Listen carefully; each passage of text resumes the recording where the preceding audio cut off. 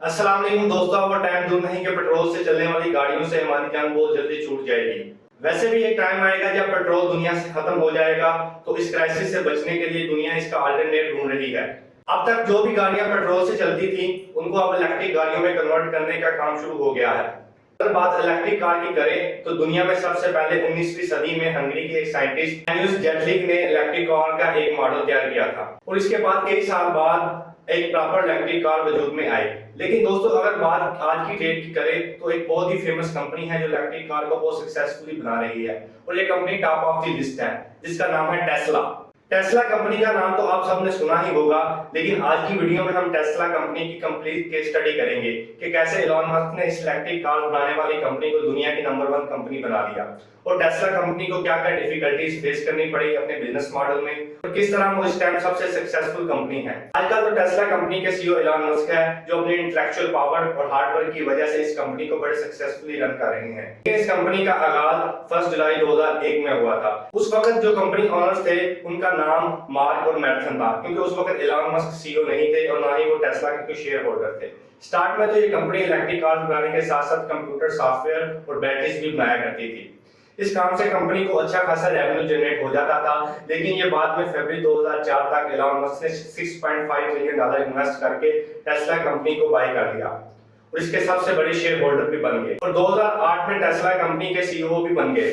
इस कंपनी में Elon Musk की सबसे मेन बात यह है कि एलन मस्क ने इस कंपनी को फ्रंट से लीड किया। कोई इन्वेस्टर आता तो एलन मस्क उसकी इन्वेस्टमेंट को बड़े ही वाइजली इन्वेस्ट करते थे ताकि कंपनी ज्यादा से ज्यादा प्रॉफिट जनरेट कर सके और जो इन्वेस्टर है उसको भी फायदा हो। एलन मस्क की इस लीडरशिप को देखते हुए गूगल के को-फाउंडर सर्जी ब्रिन ने भी $40 मिलियन टेस्ला कंपनी में इन्वेस्ट कर दिया और इसके साथ ही ईबे के फॉर्मर प्रेसिडेंट जेफ स्कोल ने भी $47 मिलियन टेस्ला कंपनी में इन्वेस्ट कर दिया। इस तरह जनवरी 2019 तक टेस्ला की पूरी नेटवर्थ $187 मिलियन तक पहुंच चुकी थी, जो एक बहुत ही बड़ा फिगर है।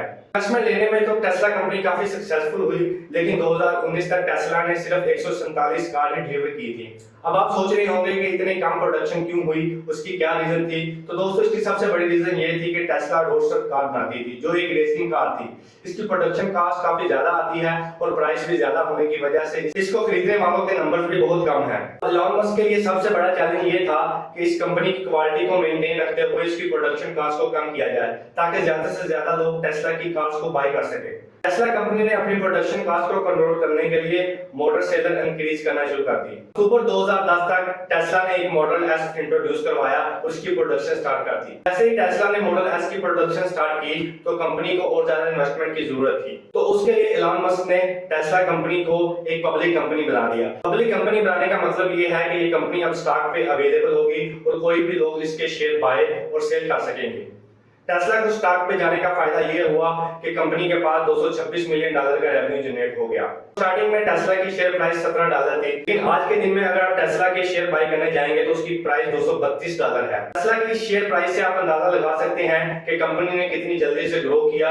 और दोस्तों, टेस्ला की शेयर प्राइस का इंक्रीज होना ही एलन मस्क को दुनिया का सबसे अमीर आदमी भी बनाता है। और बहुत से इन्वेस्टर अभी भी ये कहते हैं कि टेस्ला की प्राइस फ्यूचर में इंक्रीज होगी, लेकिन ये तो टाइम ही बताएगा कि टेस्ला की ये शेयर प्राइस इंक्रीज होती है या कम होती है। अब वापस आते हैं मॉडल एस पे।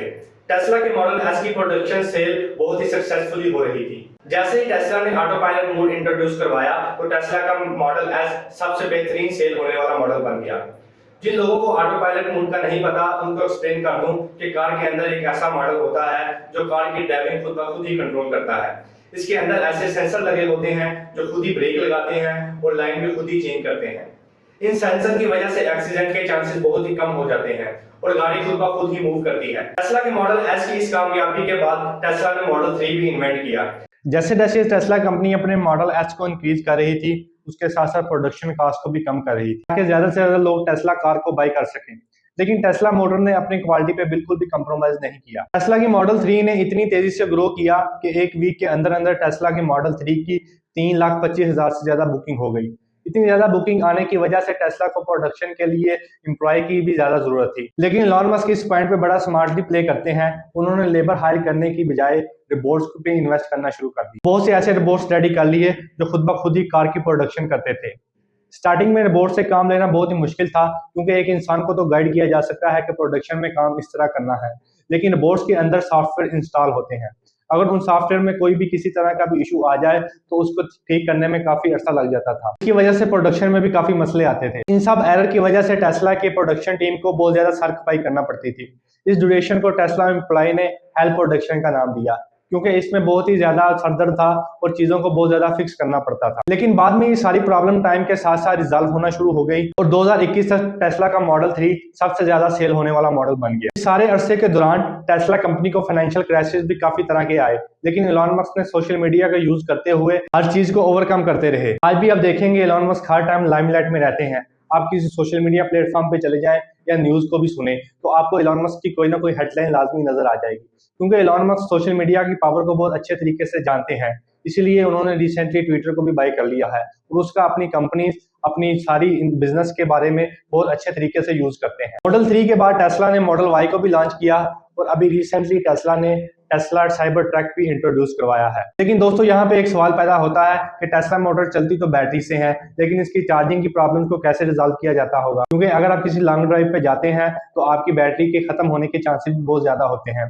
इस चीजों को ओवरकम करने के लिए टेस्ला कंपनी ने गैस स्टेशन की तरह एक बैटरी स्टेशन भी लगाना शुरू कर दिए, जहां पे जगह जगह पे बैटरी स्टेशन लगे हुए थे। अगर रास्ते में जाते हुए किसी कार की बैटरी खत्म होने वाली है तो वो मोबाइल से टेस्ला की ऐप ओपन करके देख सकता है कि कहाँ पे बैटरी स्टेशन है और वो इजीली अपनी कार को चार्ज कर सकता था। तो ये चार्जिंग काफी ट्रैवल करने के बाद खत्म होती है, क्योंकि स्टार्टिंग में टेस्ला कंपनी ने उन कंपनी से बैटरी बाय करना शुरू की थी जिनकी क्वालिटी काफी अच्छी थी। अगर इस अच्छी क्वालिटी वाली कंपनी की बात करें तो इनमें CATL, LG एनर्जी सोल्यूशन और पैनासोनिक जैसी कंपनीज शामिल हैं, जो आज भी बैटरी बनाने में काफी फेमस है। लेकिन आज के दिन टेस्ला कंपनी खुद अपनी बैटरीज की प्रोडक्शन करती है और उसको कार में भी यूज करती है और दूसरी कंपनीज को भी सेल करती है। टेस्ला अपनी बैटरीज को एल्यूमिनियम और टाइटेनियम से रेडी करता है और इन बैटरीज को गाड़ी के नीचे वाले हिस्से में फिक्स किया जाता है ताकि किसी भी किस्म के एक्सीडेंट से बचा जा सके। अगर टेस्ला गाड़ी के मजीद फीचर्स के बारे में बात करें तो इसमें 2 मेन फीचर्स होते हैं। एक या तो आप खुद ड्राइव करते हैं और दूसरा ऑटो पायलट मोड ऑन कर सकते हैं। ऑटो पायलट मोड के बारे में हमने पहले भी बात की कि गाड़ियों के अंदर 2 डायमेंशनल मैप्स,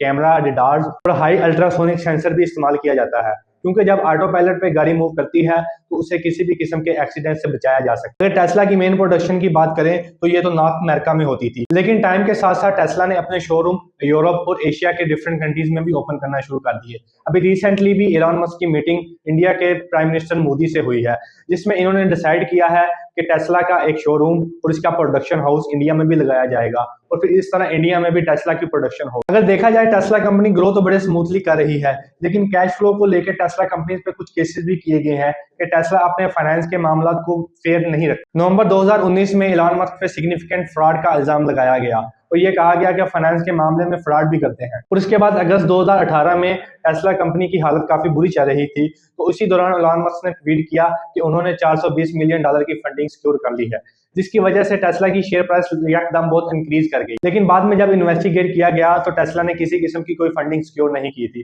जिसकी वजह से एलन मस्क पर केस भी हो गया। इसके बाद एलन मस्क पे कोर्ट में केस भी हो गया और केस की प्रोसीडिंग के दौरान एलन मस्क ने यह बात तस्लीम कर ली कि उन्होंने जो ट्वीट की थी उसका रियलिटी से कोई लेना देना नहीं। अपने इस झूठी स्टेटमेंट की वजह से एलन मस्क को US security and exchange commission की तरफ से $20 मिलियन का जुर्माना अदा करना पड़ा। इसके अलावा भी FBI की कुछ रिपोर्ट्स में ये चीजें कोट की गई हैं कि टेस्ला कंपनी मॉडल 3 की प्रोडक्शन के दौरान इन्वेस्टर को सही तरह से गाइड नहीं करती। इसी वजह से एलन मस्क को काफी लीगल इश्यूज का भी सामना करना पड़ रहा है, लेकिन ये तो एलन मस्क साथ साथ करते जा रहे हैं। लेकिन अगर उनकी सक्सेस की बात की जाए तो वो आज भी टॉप ऑफ द लिस्ट है। टेस्ला कंपनी को बहुत सक्सेसफुली रन कर रहे हैं। दोस्तों कमेंट्स में अपना पर्सपेक्टिव लाजमी शेयर कीजिएगा और वीडियो को भी लाइक करें। Thank you.